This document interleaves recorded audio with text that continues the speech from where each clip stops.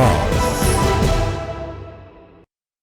अब सीधे आपको लखनऊ ले चलते हैं, जहां सीएम योगी आदित्यनाथ जो है वो जनता को संबोधित कर रहे हैं विकसित उत्तर प्रदेश विजन 2047 को लेकर। प्रमुख सचिव नियोजन से आलोक कुमार जी और यहां पर उपस्थित टाइम्स परिवार से जुड़े हुए सभी पदाधिकारीगण और अलग अलग क्षेत्रों से जुड़े हुए सभी विशेषज्ञगण, उपस्थित बहनों और भाइयों, शारदीय नवरात्रि चल रही है। जगत जननी मां भगवती की उपासना के लिए समर्पित इस अवसर पर मैं टाइम्स ग्रुप को इस आयोजन के लिए हृदय से धन्यवाद देता हूं और आप सबको शारदीय नवरात्रि की मंगलमय शुभकामनाएं आप सबके प्रति मैं व्यक्त करता हूं। यहां पर अभी उत्तर प्रदेश की ग्रोथ स्टोरी को टाइम्स ऑफ इंडिया के रेजिडेंट एडिटर श्री प्रवीण कुमार जी आपके सामने रख रहे थे। यह सचमुच उन लोगों के लिए एक सपना था और अविश्वसनीय है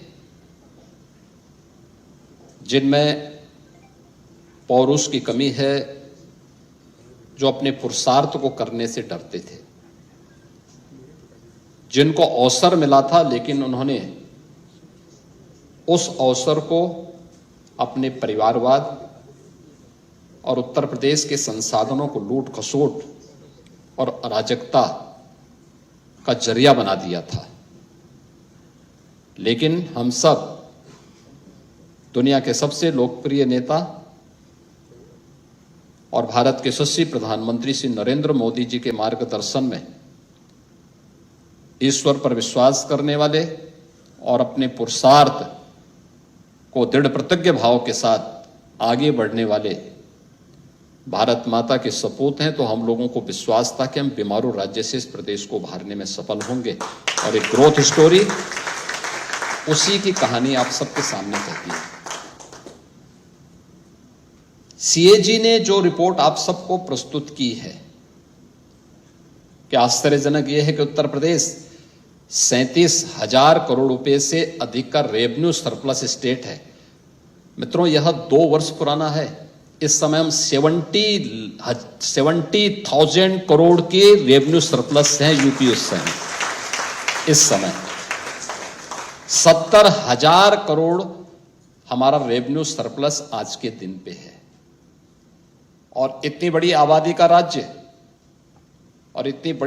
का राज्य अपने सभी प्रकार के कार्यों को बेधड़क आगे बढ़ा रहा है।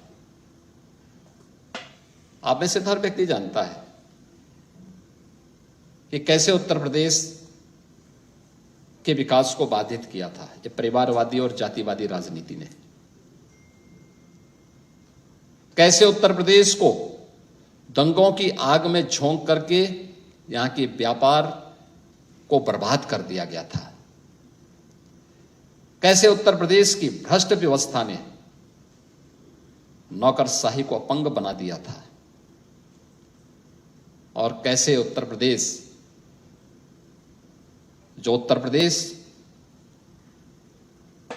कभी भारत की अर्थव्यवस्था का सबसे महत्वपूर्ण घटक हुआ करता था, कैसे वो बीमार हो गया।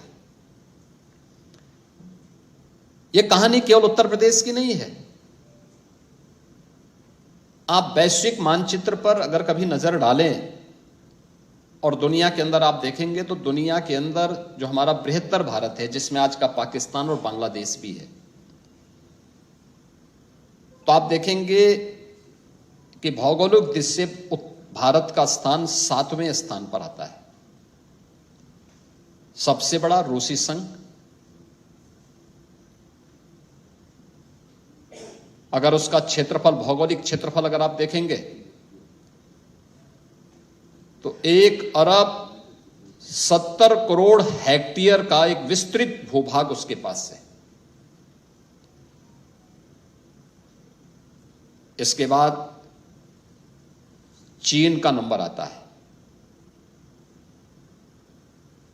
चीन 90 करोड़ हेक्टेयर से अधिक भूभाग को अपने पास समेटता है।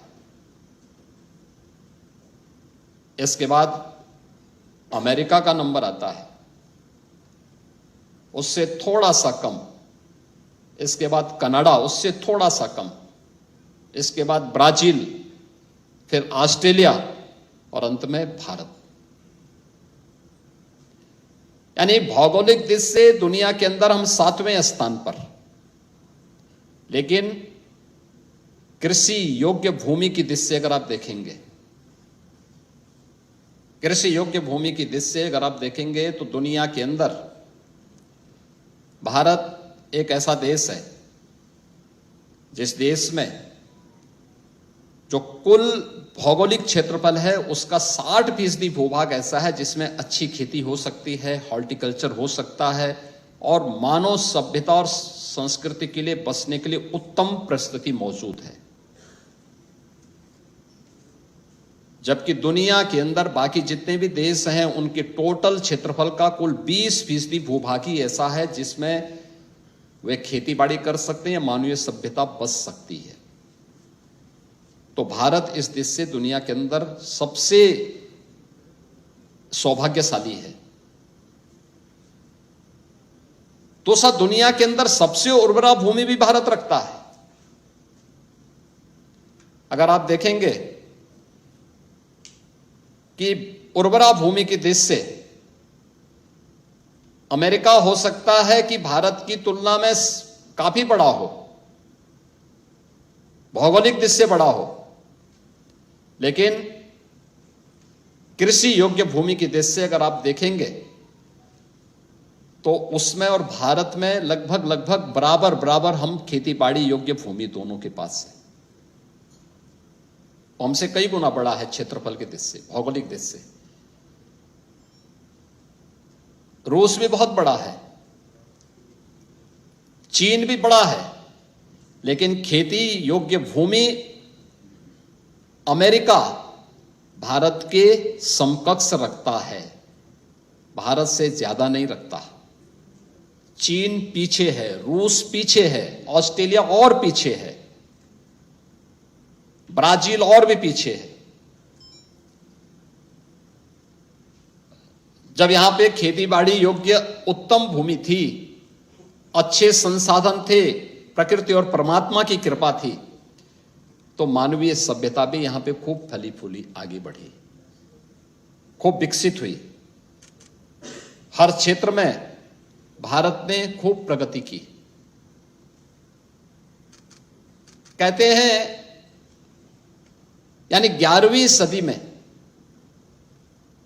भारत के अंदर आबादी 60 करोड़ थी, 60 करोड़ की पॉपुलेशन भारत के अंदर रह रही थी। बाद में विदेशी आक्रांताओं ने, तमाम प्रकार के हमलों ने, फिर यहां पर कुल आबादी जो भी थी भारत के अंदर, ये केवल कृषि पर निर्भर नहीं थी। कृषि के साथ साथ लघु और कुटीर उद्योगों का भी एक बहुत अच्छा तंत्र भारत के अंदर मौजूद था, बहुत अच्छा तंत्र मौजूद था। ये दोनों मिलाकर के दुनिया को भारत की आर्थिक गतिविधियों के एक महत्वपूर्ण केंद्र के रूप में विकसित करते थे।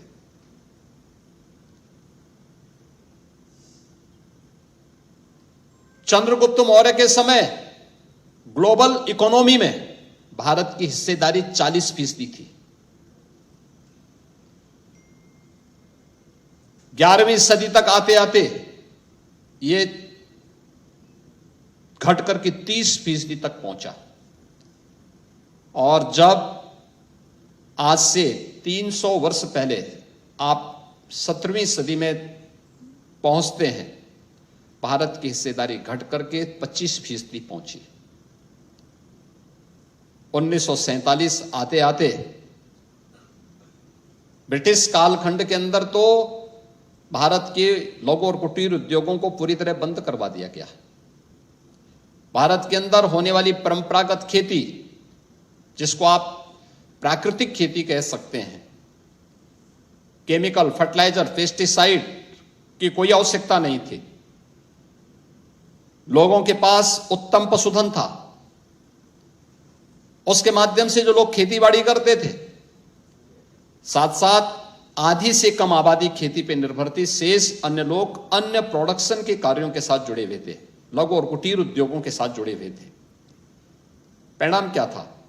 भारत धन धान्य से परिपूर्ण था। ब्रिटिशर ने खेती में फर्टिलाइजर, केमिकल, पेस्टिसाइड भारत के अंदर भेजा। एक बार, दो बार रिजल्ट उसके अच्छे आए, लेकिन बाद में उसने भारत की खेती बाड़ी को भी चौपट करना शुरू किया। उसका प्रभाव वहां भी पड़ा। लघु और कुटीर उद्योगों को यहां से लूट करके लेके गए। कहते हैं ब्रिटिशर भारत से $32 ट्रिलियन की बराबर का सोना इस देश से लूट करके लेके गए हैं। ये विदेशी दास्ता क्या होती है, कैसे उन्होंने भारत को लूट करके अपने आप को समृद्ध किया है, ये उसका नमूना है, ये उसका नमूना है।